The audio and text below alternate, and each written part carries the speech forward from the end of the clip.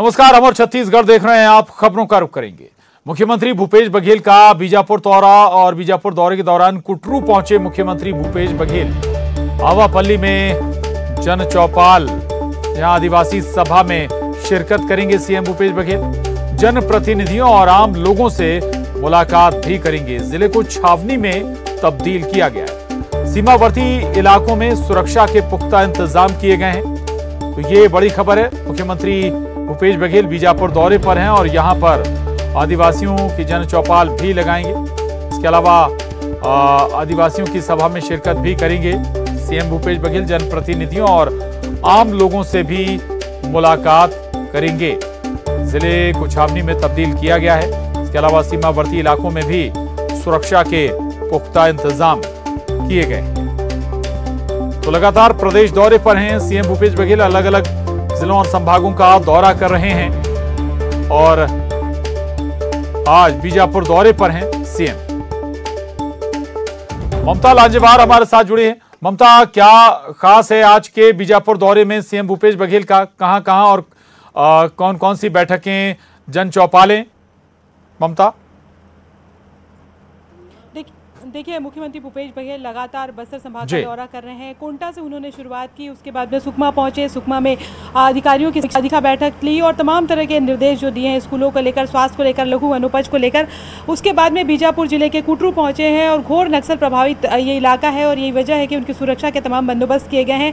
यहाँ पर आम लोगों से मिल रहे हैं और उनसे चर्चा कर रहे हैं। यहाँ पर सबसे पहले पहुँच उन्होंने देवगुड़ी की जो पूजा अर्चना की और करीबन 28 देवगुड़ी के जीर्णोद्धार के कार्य का लोकार्पण किया और 35 देवगुड़ियों के जीर्णोद्धार कार्य का भूमि पूजन किया। मुख्यमंत्री भूपेश बघेल जहां भी जा रहे हैं, अगर हम बात करें सरगुजा में भी, तो जो बुनियादी सुविधाएं हैं वो मिल रही हैं नहीं, सरकारी योजनाएं किस तरह से काम कर रही है, इस पर लगातार की समीक्षा कर रहे हैं। बस्तर संभाग के दौरे में भी हम देख रहे हैं कि जगह जगह वो जा रहे हैं, चाहे स्कूलों की बात हो, चाहे स्वास्थ्य व्यवस्थाओं की बात हो, चाहे राशन की बात हो, लोगों तक के सरकार की जो योजनाएं पहुंच रही है या नहीं पहुंच रही है, लोगों को कहीं भटकना तो नहीं पड़ रहा है। अगर हम बात करें कुटरू में भी, वो आम लोगों से बात कर रहे हैं, जनप्रतिनिधियों से बात करेंगे और इस बात की जानकारी लेंगे कि अधिकारी ठीक से काम कर रहे हैं या नहीं, विधायक ठीक से काम कर रहे हैं नहीं, या जो प्रभारी मंत्री हैं उनका काम ठीक है या नहीं। तो तमाम तरह की जानकारियाँ जो है वो मुख्यमंत्री भूपेश बघेल ले रहे हैं। और हमने देखा था कि सरगुजा में किस तरह के सख्त तेवर दिखाई दिए थे। हालांकि बस्तर संभाग में अगर हम बात करें तो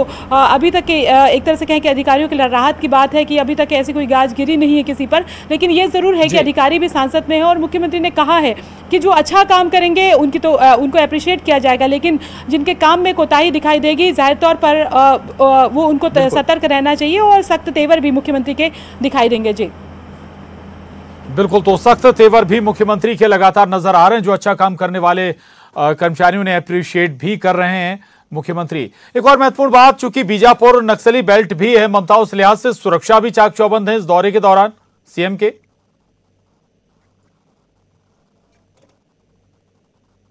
शुरू जो दौरे की बात आई थी उसके बाद से लगातार सुरक्षा को लेकर रिव्यू किया जा रहा है और उसके बाद मुख्यमंत्री जब वहां पर पहुंचे तो चप्पे चप्पे पर सुरक्षा जो है वो तैनात की गई है, क्योंकि घोर नक्सल प्रभावित इलाका है और हर जगह पर अगर हम बात करें तो ये इस बात को लेकर वो किया, जो कोई भी चीज़ संदिग्ध लगे या कोई भी व्यक्ति संदिग्ध लगे, पूरी तरीके से जाँच की जा रही है और पूरी तरह से अगर हम बात करें तो फोर्स को अलर्ट पोजिशन में रखा गया है। और अगर हम बात करें तो पूरी कोशिश की गई है कि किसी भी तरह की कोई असुविधा जो है वो ना हो। और दूसरी बात अगर हम बात करें तो हालांकि मुख्यमंत्री भूपेश बघेल जो है वो खुलकर लोगों से मिल रहे हैं। उनके जो ये पूरा जो अभियान है उनका, जो 90 विधानसभा का जो भ्रमण करने वाले हैं, लोगों से मिलने वाले हैं, उनका नाम ही दिया गया है कि भूपेश हर द्वार, यानी कि आम लोगों के दरवाजे तक के सरकार पहुंचेंगे, मुख्यमंत्री पहुंचेंगे। तो आम लोग हर व्यक्ति से वो मिलकर बात करने की कोशिश कर रहे हैं कि किस तरीके से जो है वो कोई दिक्कत तो नहीं है, सरकार की योजनाएं तक पहुंच रही है नहीं, परेशानी कहाँ पर है, विकास किस तरीके से हो, क्योंकि विकास एक बड़ा, सरकार कहती रही है कि विकास ही है जिसके जरिए जो है नक्सलवाद का भी एक तरह से हम कहें तो खात्मा किया जा सकता है। शिक्षा, स्वास्थ्य और तमाम जरूरी सुविधाएं भी जो है वो बिल्कुल फोकस में है ममता। विकास फोकस में है, मूलभूत जरूरतें आम जनता के बीच जाकर उन मूलभूत जरूरतों की न केवल जानकारी मिल रही है बल्कि उन्हें दुरुस्त करने के लिए लगातार निर्देश भी दे रहे हैं सीएम भूपेश बघेल। बहुत शुक्रिया आपका ममता, इस पूरी जानकारी के लिए धन्यवाद। आगे बढ़ेंगे। सीएम भूपेश बघेल इससे पहले सुकमा में थे और इस दौरान सीएम नक्सल मुद्दे पर भी बोले। सीएम ने कहा कि अगर नक्सली संविधान में विश्वास रखेंगे तो बात होगी, जहां बुलाएंगे आकर करेंगे चर्चा। जल, जंगल और जमीन पर काम हो रहा है।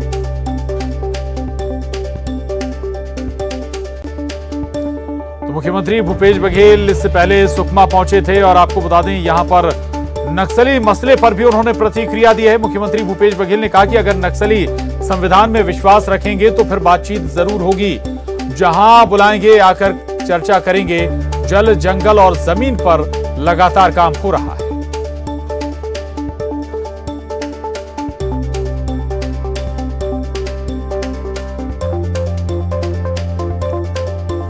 एक लिहाज से नक्सलियों के लिए भी यह संकेत है कि आप आइए और बातचीत करिए, लेकिन इसके लिए यह जरूर है कि क्लॉज जरूर है कि भाई संविधान में आपको भरोसा रखना होगा, विश्वास रखना होगा, सरकार में विश्वास रखना होगा। और अगर आप ऐसा करेंगे तो फिर बातचीत में भी कोई दिक्कत नहीं है। सरकार बातचीत भी करने को तैयार है। और सीएम भूपेश बघेल का यह दावा भी कि जल, जंगल और जमीन पर लगातार काम हो रहा है ताकि हर स्तर पर जो लोग हैं उन्हें मूलभूत समस्याएं उनकी खत्म हो, मूलभूत जरूरतें उनकी पूरी हो, स्वास्थ्य से लेकर तमाम दूसरी जो जरूरतें हैं लोगों तक पहुंचे। सत्यनारायण चांडक हमारे साथ जुड़े हैं। सत्यनारायण, मुख्यमंत्री भूपेश बघेल कह रहे हैं कि संविधान में विश्वास रखें तो फिर बातचीत हो सकती है, संभव है नक्सलियों से, लेकिन भरोसा करना होगा सरकार में। एक लिहाज से संकेत भी है नक्सलियों को कि मुख्य धारा में आइए आप। जी, आपको बता दूं कि लगातार जो है पिछले कुछ दिनों से नक्सलियों की तरफ से बातचीत को लेकर एक विज्ञप्ति आई थी। उसके बाद में जो है लगातार सीएम इससे बोल रहे हैं। आज सुकमा में जब सीएम जो है पत्रकारों से चर्चा कर रहे थे तो एक सवाल के जवाब में मुख्यमंत्री भूपेश बघेल, हमने जो है एक वातावरण पैदा किया है, जिस वातावरण की बात नक्सली कर रहे हैं वो वातावरण हमने यहाँ पर बस्तर ने पैदा किया है। यहाँ पर जल, जंगल, जमीन, जिस वाक्य को लेकर नक्सली जो उन्मूलन बात करते हैं, तो जल, जंगल, जमीन तीनों को लेकर जो है हमारी सरकारें काम कर रही है। जल के लिए जो है नर्मदा योजना से काम कर रही है और जंगल के लिए जो है वन पट्टे फील्ड में जो है काम कर रही है। हमने वातावरण पैदा कर दिया है। और दूसरी बात उन्होंने बड़ी बात ये कही कि मैं भारत का नागरिक हूँ और भारत के संविधान में विश्वास रखता हूँ और नक्सली भी भारत में रहते हैं। अगर वो संविधान पर जिस दिन विश्वास रखेंगे, भारत के संविधान में जिस दिन नक्सली विश्वास करेंगे, तो मैं वार्ता के लिए तैयार हूँ। कहीं पर भी मैं सुकमा बुलाएंगे तो आ जाऊंगा, कहीं भी बुलाएंगे तो मैं चर्चा के लिए तैयार हूँ। लेकिन उससे पहले माओवादियों को हिंसा का रास्ता छोड़कर संविधान पर विश्वास रखना होगा, तभी बातचीत संभव है।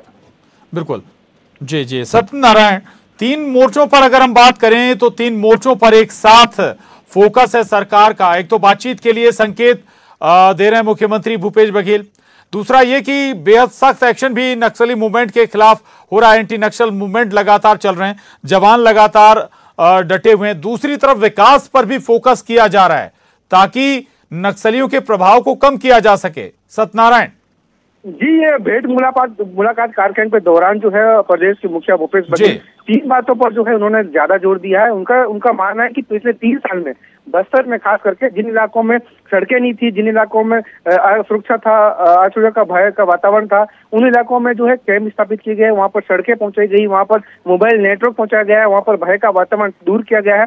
और इसके अलावा खास बात कि आदिवासियों की आर्थिक स्थिति मजबूत करने के लिए प्रदेश सरकार वनोपज में बेहतर काम कर रही है। इसके अलावा जो है नरवा गुरुआ बाड़ी योजना के तहत, गोधन न्याय योजना के तहत जो है आर्थिक स्थिति मजबूत करने का काम सरकार कर रही है। और इसके अलावा जो है विकास, उन इलाकों में विकास पहुंचाने का काम कर रही है जिन इलाकों में सड़कें नहीं बनी थी, जिन इलाकों में बिजली नहीं थी, उन इलाकों में बिजली पहुंचाने का काम कर रहे हैं। और खास करके सीएम ने अधिकारियों को भी निर्देश किया कि शासन की हर योजना जो अंतिम व्यक्ति तक उसका लाभ मिले, उसके अलावा उसका फीडबैक भी ले और अधिकारी सीधे ग्रामीणों से फीडबैक ले कि योजना में कहाँ कमी रह रही है, योजनाओं का और क्या बेहतर करना चाहिए। इस पर जो है सीएम का विशेष तौर पर जोर। राजी बिल्कुल सत्यनारायण, चूंकि नक्सली जिन क्षेत्रों में भी घूम रहे हैं या फिर जा रहे हैं, दौरे कर रहे हैं, वो लगातार घूम रहे हैं और वो दरअसल नक्सली बेल्ट है और जाहिर है कि इससे वहां की ग्राउंड कंडीशन से भी सीएम रूबरू हो रहे हैं और उस लिहाज से प्लानिंग करने में भी मदद मिलेगी। शुक्रिया सत्यनारायण आपका इस पूरी बातचीत के लिए, जानकारी के लिए। सबसे पहले धन्यवाद दूंगा कि आपने जो वास्तविक स्थिति उसका यहाँ बयान किया कि पहले फोर्स के जो रवैया रहता था, अब के फोर्स के रवैया में क्या अंतर है, और आम जनता के जो रिएक्शन पहले था अब कितना परिवर्तन आ गया। और जो यहाँ सामान्य जनजीवन किसको कहेंगे, जो हाट बाजार लगना लग जाए, मुर्गा बाजार हो जाए, जीवन सामान्य गतिविधि संचालित हो, उस प्रकार के काफ़ी हद तक के हुआ है। भय और आतंक का वातावरण था वो अब बहुत नीचे आ गया है। दूसरी बात यह है कि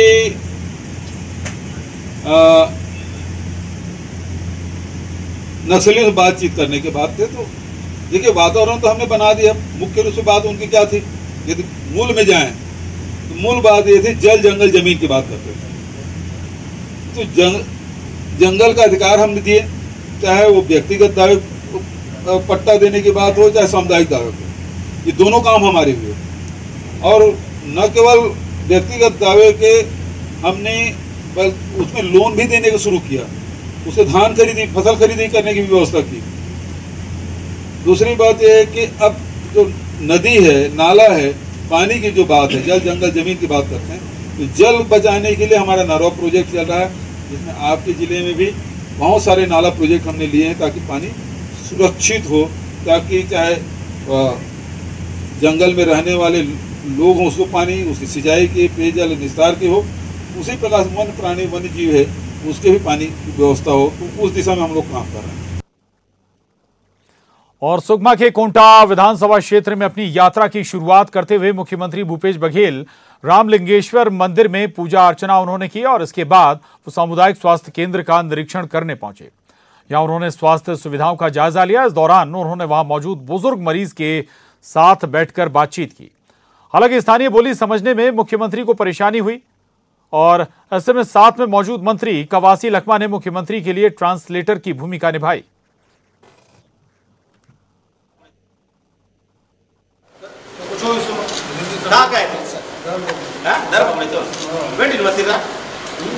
हिंदी कैसा लग रहा है? अब भी है सर, अब ये कैसा लग रहा है? इनका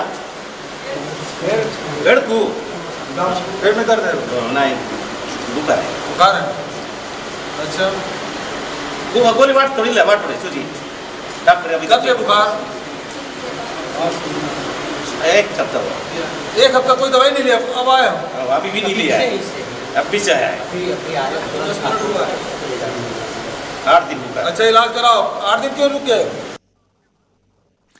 अगली खबर का रुख करेंगे और आपको बता दें कि जयपुर में बीजेपी की अहम बैठक होने जा रही है। बीजेपी के राष्ट्रीय पदाधिकारी इस बैठक में शामिल होंगे। राष्ट्रीय उपाध्यक्ष रमन सिंह बैठक में मौजूद रहेंगे। इसके अलावा प्रदेश अध्यक्ष विष्णुदेव साय, संगठन मंत्री पवन साय भी इस बैठक में शामिल होंगे और प्रदेश प्रभारी डी पुरंदेश्वरी भी इस बैठक में शामिल होंगी। तो जयपुर में ये महत्वपूर्ण बैठक होने जा रही है।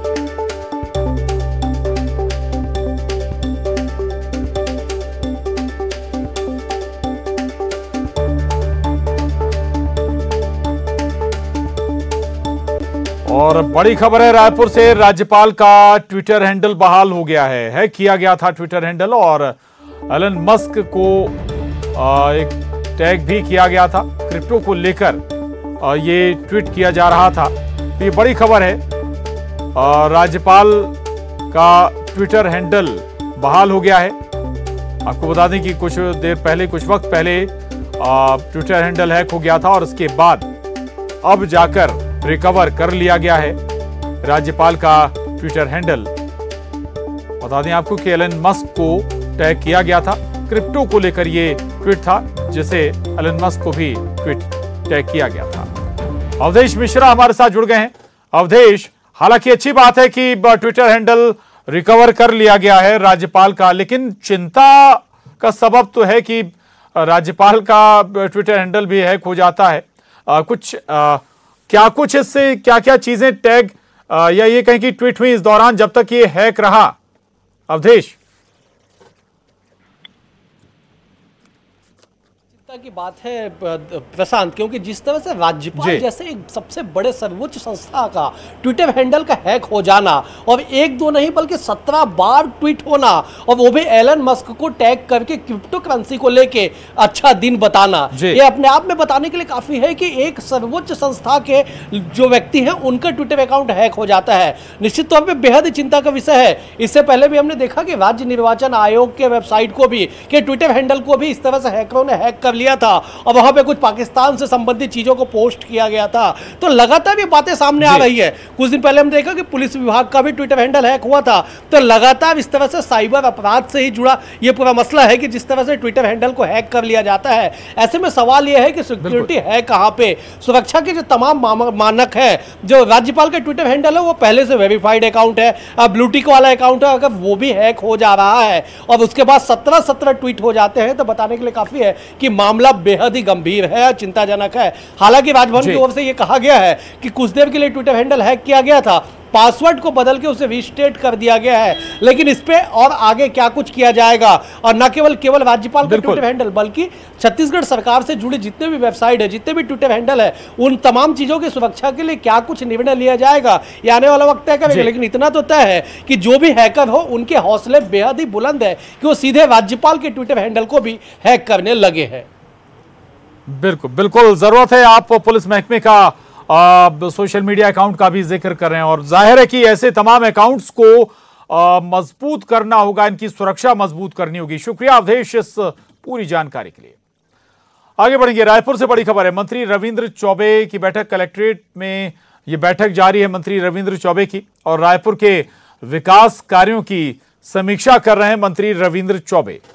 तो यह बड़ी खबर है रायपुर से। मंत्री रविंद्र चौबे कलेक्ट्रेट में इस वक्त बैठक कर रहे हैं।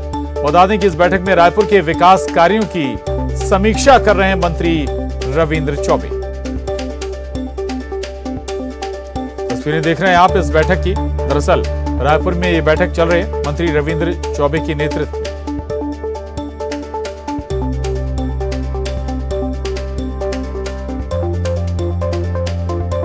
और छत्तीसगढ़ के मुंगेली जिले की डिप्टी कलेक्टर और तत्कालीन जनपद सीईओ की जिम्मेदारी संभाल चुकी अनुराधा अग्रवाल का एक वीडियो सामने आया है। वीडियो में वो एक जनप्रतिनिधि से राशन कार्ड बनवाने के नाम पर रिश्वत मांगती नजर आ रही हैं। अनुराधा अग्रवाल केबीसी की हॉट सीट पर नजर आ चुकी हैं। इसके बाद से वो काफी सुर्खियों में रही।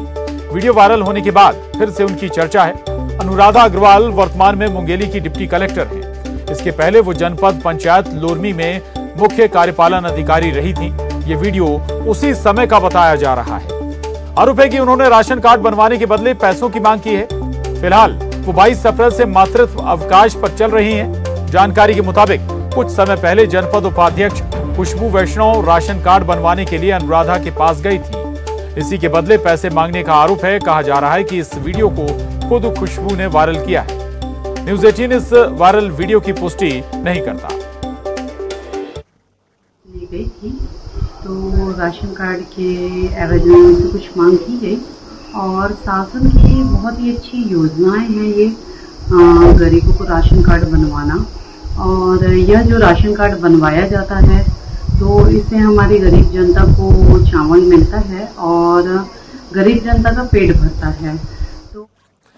आगे बढ़ेंगे खबर मुंगेली से, जहां आरोप पर डिप्टी कलेक्टर की सफाई आई है। अनुराधा अग्रवाल ने रिश्वत मांगने का आरोप को गलत बताया है। राजनीतिक लाभ लेने की कोशिश बताई।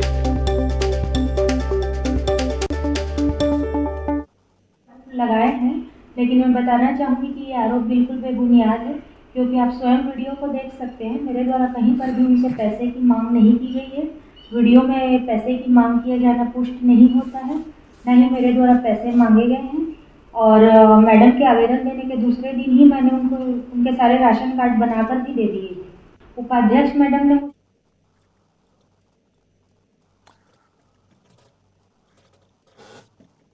और प्रशांत शर्मा हमारे साथ जुड़ गए हैं मुंगेली से और जानकारी के साथ। प्रकाश, माफ कीजिएगा प्रशांत, ये वीडियो जारी किया गया था, तमाम तरह के दावे किए जा रहे हैं। हालांकि खुद डिप्टी कलेक्टर इस बात से नकार रही हैं, इनकार कर रही हैं। कोई जांच इसमें शुरू हुई है, कोई जांच बैठी है?